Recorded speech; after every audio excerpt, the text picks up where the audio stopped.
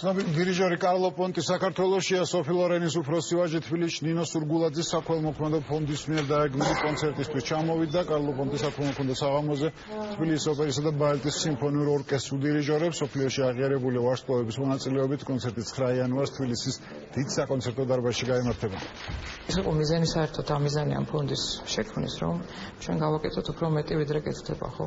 ჩვენ მცირედი, მაგრამ ძალიან მნიშვნელოვანი წვლილი შევიტანოთ, იმიტომ რომ ჩვენ ყველა ერთად ჩავერთოთ ამ საქმეში და თითოეული მოქალაქე ჩაერთოს იმით თუნდაც რომ დარეკოს ნომერზე 0901999999, იმიტომ რომ მართლა თითოეული თეთრი მიდის ბავშვებთან და რეალურად გვაქვს უკვე 21 შემთხვევა რომ გადავარჩინეთ ბავშვები.